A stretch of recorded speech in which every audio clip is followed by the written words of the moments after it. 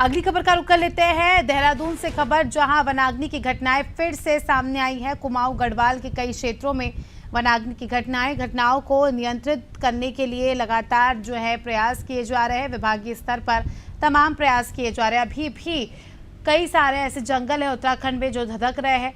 ज्यादा जानकारी ले लेंगे, हमारे साथ सोनू लगातार जुड़े हुए हैं। सोनू, एक और जिस तरह से आपने अभी थोड़ी देर पहले ही जिक्र किया कि 157 साल का रिकॉर्ड टूटा है उत्तराखंड में और टेम्परेचर अचानक से बढ़ रहा है, और दूसरी ओर वनाग्नि की घटना एक बड़ी परेशानी बनके उत्तराखंड में नजर आ रही है।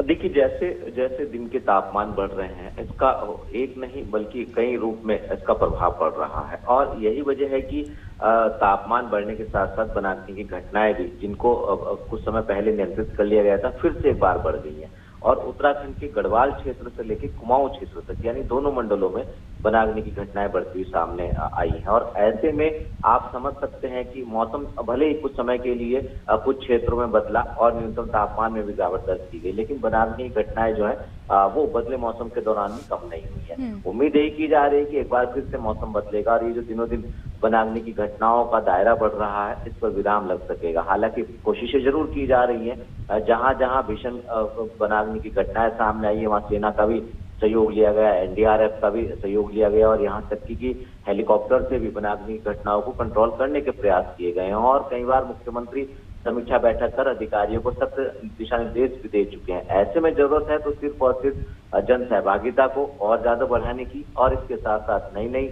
जो टेक्निक है उनका उपयोग करने की, और खास तौर पर जो है वो जो संसाधन विभाग के पास है उनको और ज्यादा बढ़ाने की जरूरत है, ताकि जिन क्षेत्रों से वनाग्नि घटनाओं की सूचना आती है उनको तुरंत तत्काल जो है उन पर एक्शन लिया जा सके और उनको नियंत्रित किया जा सके। बिल्कुल, ज़रूरत तो है ही, क्योंकि लगातार हमने देखा पहले भी इसका खामियाजा भुगतना पड़ा था। कितने सारे जंगल जल गए थे, टेम्परेचर बढ़ा, ग्लेशियर्स पिघले, ना ही केवल आम जनजीवन, पशु पक्षियों पर भी इसका बुरा प्रभाव देखने को मिला। अब उम्मीद है कि ये जो घटनाएं हो रही हैं इन पर कंट्रोल किया जाएगा, और जिस तरह से आपने जिक्र किया कि नई नई टेक्नोलॉजीज़ का इस्तेमाल कर कर यहाँ पर पहले ही ट्रेस कर लिया जाएगा, जिससे ये इस तरह की आग फैले ना। अब देखना दिलचस्प होगा क्या कुछ एक्शन लिया जाता है। बहुत बहुत शुक्रिया आपका हमारे साथ जुड़ने के लिए और तमाम जानकारी के लिए।